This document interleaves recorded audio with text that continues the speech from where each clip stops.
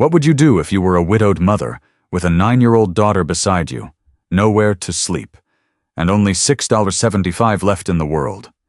Caroline Walker had already buried her little boy, lost her husband, and watched the bank take their home. Then she did something no one in Montana could understand. She spent almost her last money on an abandoned cabin hidden high in the mountains. The townspeople laughed. Some warned she wouldn't survive the winter. But they were wrong about that cabin. Because something had been left behind inside it years earlier. Something meant for a person who had lost almost everything. And if Caroline hadn't risked those last few dollars that day, she never would have discovered the second chance waiting for her on Hollow Ridge. Stay with us, because what Caroline finds on Hollow Ridge is more than a secret. It may change the way you think about loss, kindness, and second chances. And if stories like this touch your heart, subscribe and tell us in the comments where you're watching from. What would you do if you were a widowed mother, with a 9-year-old daughter beside you, nowhere to sleep, and only $6.75 left in the world? For 34-year-old Caroline Walker, that wasn't a question.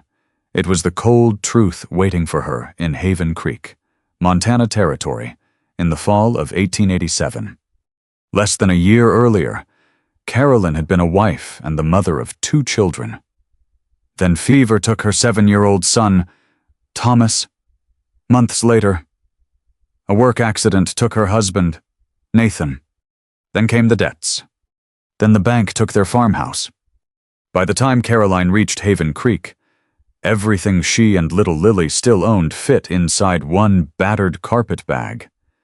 Hidden beneath Lily's spare dress was a tiny wooden horse Nathan had once carved for Thomas. "I didn't want to leave him behind, Mama," Lily whispered. Caroline could barely answer. Across the street stood a boarding house, but only a few nights of food and shelter would consume nearly everything she had left. Then Caroline noticed an auction notice outside the county office. 67 acres on Hollow Ridge, an abandoned mountain cabin, no wagon road. Nobody wanted it. The townspeople said the place was worthless. Some warned that a widow and a little girl wouldn't survive one winter up there. But Caroline wasn't looking for something valuable. She was looking for somewhere her daughter could finally call home. So she made a decision that stunned the entire town. Caroline spent $6.50 of her last $6.75 on the abandoned cabin. 25 cents remained in her pocket. No money for another room. Almost no food. No guarantee the cabin even had a roof. And winter was coming. People laughed. But there was something none of them knew. Something had been left inside that forgotten cabin years earlier. Not gold. Not money. Something intended for a person who had lost almost everything, but still had enough courage to take one more step. Caroline didn't know it yet, but Hollow Ridge wasn't simply going to give her daughter a roof. It was going to force a grieving mother to decide whether losing the people she loved meant her own life had to end with them. Stay with us, because what Caroline finds on that mountain may change the way you think about loss, kindness, and second chances. And if stories of ordinary people finding extraordinary courage touch your heart, subscribe and tell us in the comments where you're watching from. By mid-morning, a small crowd had gathered in the dusty square between the county office and the feed store. Carolyn stood near the back with Lily pressed close against her side. The auctioneer moved quickly through parcels of grazing land and abandoned claims, calling out numbers Caroline could hardly imagine possessing. $50, $90, $120. Then he reached the final property. He glanced at the paper and gave a crooked smile. "Well, folks, here's one for somebody with more courage than good sense." A few men chuckled. 67 acres on Hollow Ridge. One cabin, condition unknown. No wagon road for the final 7 miles.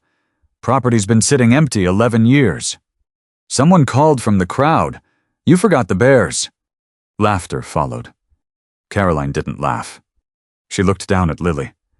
The little girl was holding Thomas's wooden horse against her chest. The auctioneer raised his voice. "Who'll give me $2? For a moment, Nobody answered. Then a broad-shouldered rancher near the front lifted one finger. 2. Caroline recognized him. Caleb Mercer. She had already heard his name twice that morning. Mercer owned thousands of acres around Haven Creek and had a reputation for buying distressed land cheaply, clearing what he wanted and absorbing the rest into his holdings. $3, the auctioneer called. Silence. Carolyn's fingers closed around the small purse in her pocket. $6.75. That money could buy flour, beans, maybe enough nights indoors to give her time to find work. Buying Hollow Ridge meant surrendering almost all of that certainty for something she had never even seen. It was foolish. Perhaps dangerously foolish. Then Lily tugged at her sleeve. "Mama!" Caroline bent toward her. "If somebody buys that house," Lily whispered, "can they make us leave it too?" Caroline felt something inside her break. Not because Lily was crying. Because she wasn't. A 9-year-old child had already learned that homes could disappear because grown men signed papers. Caroline looked toward the auctioneer. $4. The laughter stopped. Heads turned. Caleb Mercer slowly looked over his shoulder. His eyes traveled from Carolyn's worn coat to Lily's patched shoes. Then he smiled. "Ma'am," he said, "have you ever been up Hollow Ridge?" "No." That brought another ripple of amusement. Mercer shook his head. "Then you don't know what you're buying." Caroline met his eyes. "No, sir. I know exactly what I'm trying to buy. A roof. A place that belongs to us." Something about her answer erased his smile. $5, Mercer said. Caroline's heart sank. She could feel every coin in her pocket, as though each one weighed a pound. $5.50. 6. Lily's hand tightened around hers. Carolyn thought of the boarding house. A warm supper. A clean bed. One more safe night. Then she remembered standing beside the road while strangers carried furniture into the farmhouse where Thomas had been born. She remembered Lily asking where they would go. Carolyn lifted her chin. $6.50. The square went quiet. Caleb could easily have doubled it. Everyone knew that. But now the auction was no longer about worthless mountain land. People were watching him compete with a penniless widow, and even he seemed to understand how that would look. He studied Caroline for several seconds. Then he gave a short laugh. "Keep it." The auctioneer raised his hand. $6.50, going once. Caroline could hear her own heartbeat. Going twice? She looked at Lily. Sold. The gavel struck. And just like that, Caroline Walker owned Hollow Ridge. Inside the county office. She counted the money onto the clerk's desk. When he handed back her change, a single quarter lay in Caroline's palm. 25 cents. The clerk slid the deed toward her. You understand there's no guarantee that cabin's fit to live in. Yes. And winter comes early up there. I understand. Outside, Caleb Mercer was waiting. He stepped aside as Caroline and Lily passed. When the snow drives you back down, he said quietly, I'll buy the place from you. Caroline stopped. How much? Mercer smiled. Less than you just paid. For the first time that day, Carolyn smiled too. Not because she wasn't afraid. She was terrified. But fear had taken enough from her already. She folded the deed and tucked it safely inside her coat. Then Lily looked up. Is it really ours, Mama? Carolyn glanced toward the distant mountains. Somewhere beyond those dark ridges stood a cabin without a road, a cabin she had gambled nearly everything on. She squeezed Lily's hand. Yes, sweetheart. Then, after a pause, now we just have to find it. Neither of them knew what condition the cabin was in. Neither knew why its former owner had vanished. And neither knew that Hollow Ridge had been keeping a secret for 11 long years. A secret Caroline had just bought for $6.50. Caroline and Lily left Haven Creek before sunrise 2 mornings later. A stablekeeper named Elias Ford, after hearing where they were headed, loaned Caroline an aging mule named Buck and refused payment until spring. "You'll need him more than I need the money," he said. Caroline thanked him quietly. Pride had once made accepting kindness difficult. Grief had taught her there were worse things than needing help. By afternoon, the wagon trail had disappeared. The final 7 miles were exactly as the county clerk had warned: steep, rocky, and barely more than an old hunting path twisting through pine and aspen. Caroline walked beside Buck while Lily rode when the climb became too difficult. As they climbed higher, Haven Creek vanished behind them. No church bells, no wagon wheels, no voices, only wind moving through the pines. Near dusk, Lily suddenly pointed ahead. "Mama." Caroline followed her finger. Through the trees stood a cabin. For several seconds, she said nothing. Her heart sank. The roof sagged badly along one side. Half the porch had collapsed. One shutter hung crooked beside a dark window, and weeds had swallowed the stone steps. This was what $6.50 had bought them. Lily climbed down from the mule. "Is that our house?" Caroline wanted to lie. She wanted to tell her daughter it looked better up close.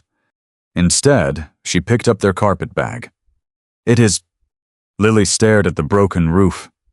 "Are we really going to live there?" Caroline looked at her daughter, then at the cabin. "No, sweetheart." Lily's face fell. Caroline took her hand. "We're going to make it a home." That first night, they slept near the hearth beneath the driest corner of the roof. Caroline barely closed her eyes. Every creak of timber sounded like something giving way. But morning changed things. Not everything, just enough. Behind the cabin, Caroline discovered a spring bubbling between 2 rocks, its water cold and perfectly clear. Someone had built a shallow stone channel to carry the overflow away from the foundation. Near the woodshed, she found an axe buried in an old chopping block. She expected rust. Instead, the blade had been wrapped in oiled leather. When she removed it, the steel beneath was clean. "Sharp! Ready?" That made no sense. 11 years. The cabin had supposedly stood empty for 11 years. Over the next several days, more strange details appeared. Firewood lay beneath the collapsed shed roof, carefully stacked by size. Inside a cupboard were sealed jars of salt and dried beans. A wooden chest held hand tools, each cleaned and greased before being put away. Nothing looked hurried. Nothing looked abandoned. It looked prepared. On the 6th morning, Carolyn was repairing the doorway when Lily called from inside. "Mama, come look."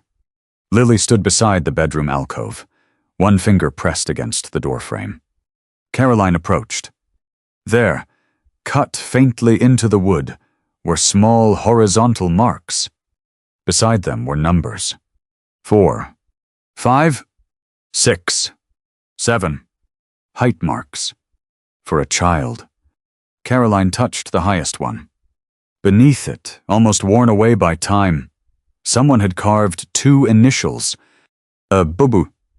Her stomach tightened.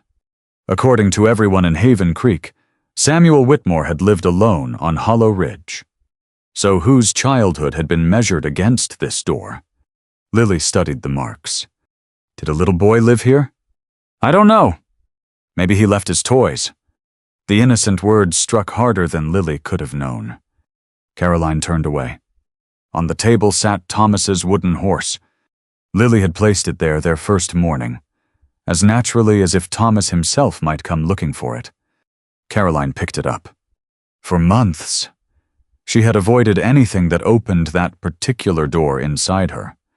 But standing before another child's forgotten height marks, she suddenly wondered whether grief had lived in this cabin long before she arrived. That afternoon, while repairing the stone hearth, Caroline noticed something else. One of the heavy logs near its base shifted beneath her hand. She pushed again. It moved. Not much, but enough. Caroline sat back on her heels. Every other log in the cabin had been fitted with almost obsessive precision. Why was this one loose? She ran her fingers along its edge. Nothing. No handle. No visible hinge. Just an old piece of timber that somehow didn't belong where it appeared to belong. Lily crouched beside her. What is it? Caroline stared at the log. I don't know. Outside, the wind moved softly through the pines. Inside, the cabin seemed to hold its breath. Caroline had come to Hollow Ridge believing she'd bought an abandoned house. Now she was beginning to understand something that frightened her almost as much as it fascinated her. Samuel Whitmore had not simply walked away from this place. Too many things had been preserved. Too many things had been arranged with care. And somewhere behind that loose timber might be the answer to the question Caroline could no longer ignore. If Samuel Whitmore had truly abandoned Hollow Ridge 11 years ago, why did it feel as though he had left the cabin ready for someone to find? For the next several days, Carolyn left the loose timber alone. There was too much work that couldn't wait. Cold air was beginning to settle over Hollow Ridge at night, and each morning the grass glittered with frost. Winter was no longer something people in Haven Creek had warned her about. She could feel it coming. Still, every time Caroline passed the hearth, her eyes returned to that log. On the 23rd day after arriving at the cabin, curiosity finally won. Lily was sitting at the table drawing pictures in the dust with one finger when Caroline retrieved a narrow iron bar from Samuel Whitmore's tool chest. She worked its tip carefully into the seam. At first, nothing happened. Then came a low wooden groan. The entire section swung inward. Caroline froze. It wasn't a loose foundation log. It was a door. Behind it was a narrow compartment built into the wall. Mama, Lily whispered. Caroline raised the lantern. Inside sat a small metal box. No gold. No coins. No treasure of the sort men in Haven Creek would have crossed mountains to find.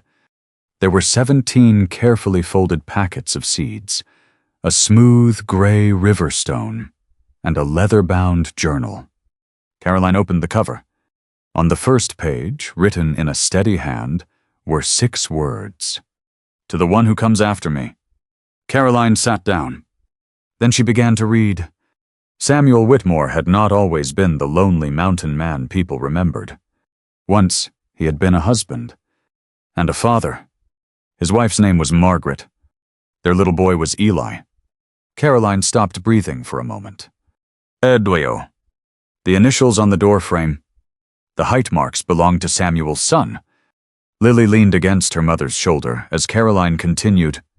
Years earlier, sickness had entered Samuel's home and taken Eli first. Margaret followed before the year was over. Samuel wrote that afterward. People kept telling him time would heal what had happened. But time did no such thing. It simply taught everyone else to stop mentioning their names. That sentence broke something open inside Caroline. She closed the journal. For months, people had told her to be strong for Lily, to look forward, to be grateful she still had one child. They meant well. But grief had made Caroline feel ashamed of grief itself, as though loving the dead too openly somehow meant failing the living. Samuel had known that feeling. A stranger from another lifetime had put it into words. Caroline opened the journal again. Samuel wrote that he came to Hollow Ridge at 36 with anger in his chest and no intention of building a future, but the mountain demanded ordinary things from him. Cut wood. Carry water. Repair the roof. Plant in spring. Prepare for snow. And somewhere among those small duties, Samuel discovered that surviving one more day eventually became wanting one more day. He remained there for 27 years. Near the journal's final pages, his handwriting had grown shakier. Caroline read slowly. If grief brought you here, I cannot take it from you, nor should I. Love leaves an empty chair when it goes, but an empty chair does not mean the whole house must remain empty. Caroline covered her mouth. Tears came before she could stop them. Lily watched her. Mama, Caroline stared down at the page. Then, for the first time since they had left their farmhouse, she said the name she had been afraid to say. Thomas! Lily's eyes immediately filled. I miss him too. Caroline pulled her daughter into her arms. I know. I thought you didn't want me to talk about him. Those words hurt more than anything in Samuel's journal. Caroline held Lily tighter. Oh, sweetheart, no. Her voice broke. I was afraid if I started talking about him, I wouldn't know how to stop crying. Lily buried her face against her mother's shoulder. Maybe we can cry together? And so they did. Not quietly. Not gracefully. They cried for Thomas, for Nathan, for the farmhouse, for birthdays that would never come. And somehow, when there were no tears left, the cabin felt different. Not happier. Not yet. But lighter. That evening, Caroline opened the seed packets. Beans, carrots, squash, corn. And one marked, wildflowers for the bees. She smiled through swollen eyes. Samuel had hidden no fortune inside the wall. He had left something far stranger. Seeds for a spring he knew he would never see. Knowledge for hands he would never shake. A home prepared for someone whose name he could never know. Caroline picked up the smooth river stone and closed her fingers around it. For the first time, she understood Hollow Ridge differently.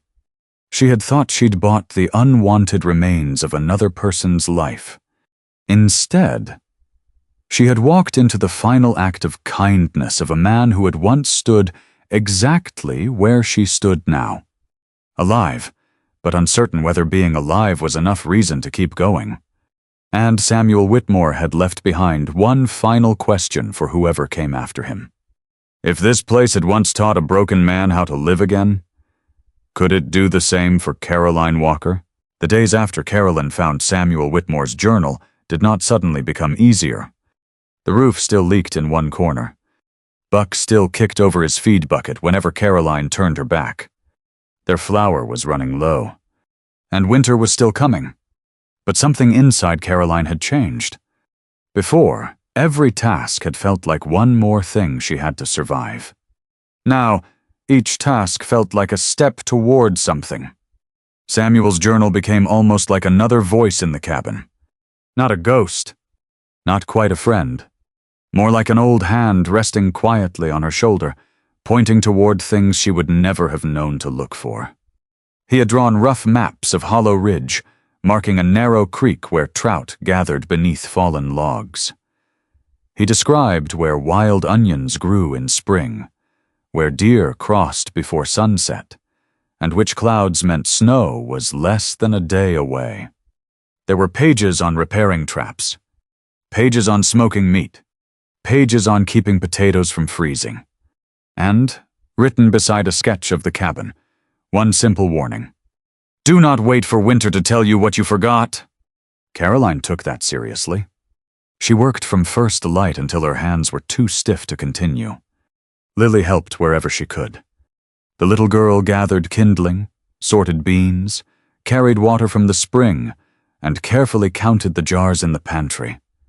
One afternoon, Carolyn found her kneeling behind the cabin with one of Samuel's seed packets. What are you doing?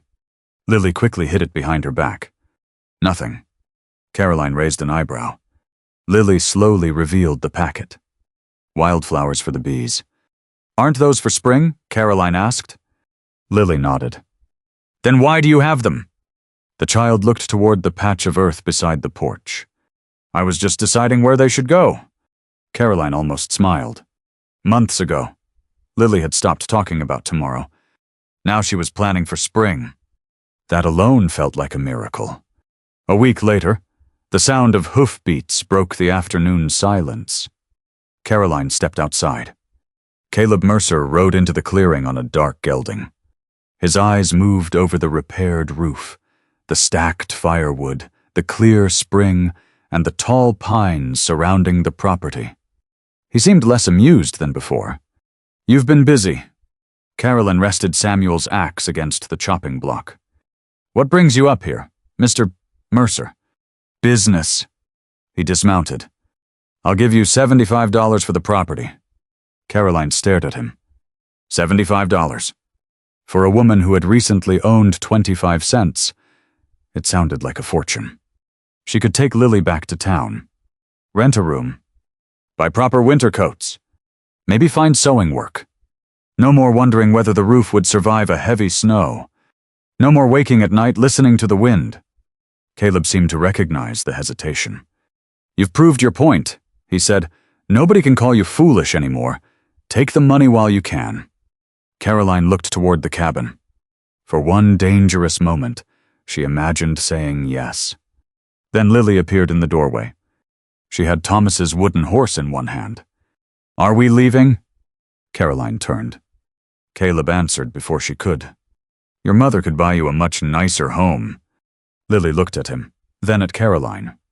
If we sell this one, where will home be? There it was again. The same question beneath different words.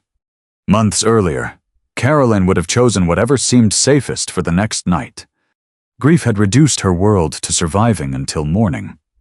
But Samuel had planted seeds for springs he knew he would never see. Perhaps that was what hope really was. Not believing nothing bad would happen. Believing there was still something worth preparing for. Caroline faced Caleb. The property isn't for sale. His expression hardened. You don't understand what you're sitting on. Then why don't you tell me? His eyes flicked toward the spring, then toward the timber. That was answer enough. You'll reconsider after the first real storm. Maybe. Caleb mounted his horse. Winter doesn't care how brave you are. Mrs. Walker? Caroline met his gaze. No. She looked toward Samuel's cabin. But neither does spring. Caleb rode away without another word. That evening, Caroline opened Samuel's journal again. Between 2 pages, she found a sentence she had overlooked before. The first year, I thought this mountain was teaching me how not to die. It took me longer to understand it was teaching me how to live. Caroline looked across the table. Lily had fallen asleep beside the lantern, Thomas's wooden horse tucked beneath one arm. Outside, the first few flakes of snow drifted silently past the window. Caroline closed the journal. For the first time since losing Nathan, she was no longer asking herself where she and Lily could go next. She was asking a different question. What could they build if they stayed? Then the wind changed. The gentle flakes outside began to fall faster. And high above Hollow Ridge, the sky turned the dark, bruised gray Samuel had warned about in his journal. Winter had finally come to test whether Caroline's new hope could survive the night. By nightfall, Hollow Ridge had disappeared beneath the storm. Snow struck the cabin sideways, driven by a wind so fierce it sounded like something alive clawing at the walls. The repaired roof groaned under every gust, and Caroline found herself looking upward each time the rafters creaked. But the roof held. Samuel had taught her how to prepare for this. What he had not prepared her for was Lily becoming sick. It began with a shiver. Mama, I'm cold. Caroline touched her daughter's forehead. Her stomach tightened. Lily was burning. For one terrible instant, Caroline was no longer on Hollow Ridge. She was back beside Thomas's bed, pressing a wet cloth against her little boy's forehead while his breathing grew weaker. No, Caroline whispered. Not again. Lily opened tired eyes. Mama. Caroline forced herself back into the room. Samuel's journal? She reached for it with shaking hands. There were pages about fever keeping the sick warm, but not overheated, giving water often, watching the breathing, using willow bark carefully. Caroline followed every instruction. Not because she wasn't afraid, because Lily needed a mother more than Caroline needed permission to be afraid. Hours passed. Then, sometime after midnight, Caroline heard something beneath the wind. A cry. She froze. There it was again. Help! Caroline moved toward the window. Through the white darkness, she could see nothing. Then another shout came from somewhere below the ridge. People were out there. Lily stirred beneath the blankets. What's wrong? Nothing, sweetheart. But Caroline knew that wasn't true. She looked at the woodpile. Then the pantry. Enough for 2 people if the storm lasted. Maybe for 6? She didn't know. Another cry reached the cabin. Caroline closed her eyes. Every instinct in her screamed to stay inside. Her daughter was sick. Their food was limited. Their firewood was precious. She had already lost too much. Wasn't she allowed, just this once, to protect what remained? Then her eyes fell on Samuel's journal. A sentence she remembered was written near the section about winter travelers. A shelter becomes a home when its warmth is shared. Caroline looked at Lily. I have to go outside. Fear flashed across the child's face. No, I won't go far. Please don't leave me. Caroline knelt beside her. That plea nearly stopped her. She kissed Lily's forehead. I am coming back. Caroline pulled on her coat, tied a rope around her waist, and fastened the other end to the porch post. Then she stepped into the storm. The cold stole her breath. She followed the voices downhill, one hand gripping the rope until perhaps 3/4 of a mile below the cabin. Her lantern revealed 4 figures huddled against a boulder. A man, his wife, an older woman, and a boy no older than Thomas had been. Their horse had fallen. They were freezing. My cabin, Caroline shouted. Follow me! Getting them back felt endless. When Caroline finally pushed open the cabin door, Lily was sitting upright beside the fire. The strangers stumbled inside. For the next 2 nights, 6 people lived in a space meant for 2. They shared blankets. They rationed beans. They burned wood sparingly. Carolyn gave the boy Lily's place nearest the hearth until Lily herself protested. He's colder than me. Mama. Caroline looked at her daughter. Something inside her swelled. By the 2nd morning, Lily's fever began to break. Carolyn sat beside her, exhausted beyond words. Lily opened her eyes. Did Thomas get better when he was sick? Caroline's breath caught. Once, she would have avoided the question. Now she took Lily's hand. No, sweetheart. Were you with him? Every minute I could be. Was he scared? Caroline fought the tears. Sometimes, she stroked Lily's hair. But he knew he was loved. Lily was quiet. Then she whispered, I think he still knows. Caroline bowed her head and cried. But this time, the tears did not feel like drowning. Outside, the storm continued. Inside, 6 people gathered around Samuel Whitmore's fire. And Caroline finally understood what the old man had really entrusted to her. Not merely a cabin.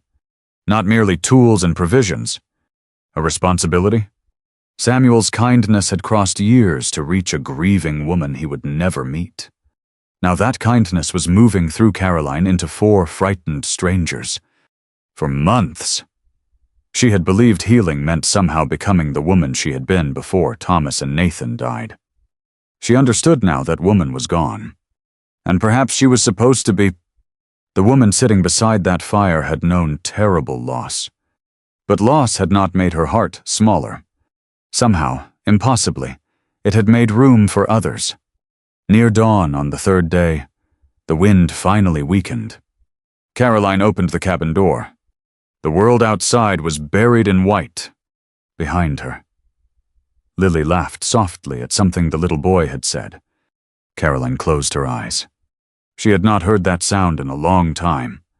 And standing there between the fading storm and the warmth behind her, Caroline realized something she had almost forgotten. Surviving was what had brought her to Hollow Ridge. Choosing to care again was what was bringing her back to life. When the storm finally released Hollow Ridge, the world outside looked as though it had been remade. Snow lay deep against the cabin walls. Pine branches bent beneath its weight, and the morning sky stretched clear and blue over the mountains. For the first time in nearly 60 hours, there was silence. The 4 travelers remained with Caroline and Lily until the trail was safe enough to descend. Before leaving, the older woman took Caroline's hands in hers.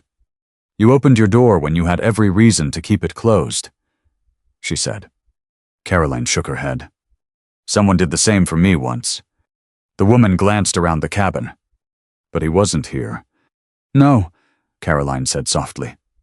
"He didn't have to be." Weeks later, the story reached Haven Creek. People heard how the widow on Hollow Ridge had walked into a blizzard to rescue 4 strangers. They heard how she had shared her food while her own daughter lay sick, and how the abandoned Whitmore cabin had survived a storm many newer buildings had not. The laughter stopped. When Caroline came into town for flour and lamp oil, men who had once mocked her now tipped their hats. Women asked after Lily. Elias Ford refused to take the money Caroline had finally saved for Buck. "Keep it," he said. "That old mule looks happier with you anyway." Caroline smiled. Months earlier, such acceptance would have meant everything to her. Now it meant something different. It was kindness. But it was no longer proof that she mattered.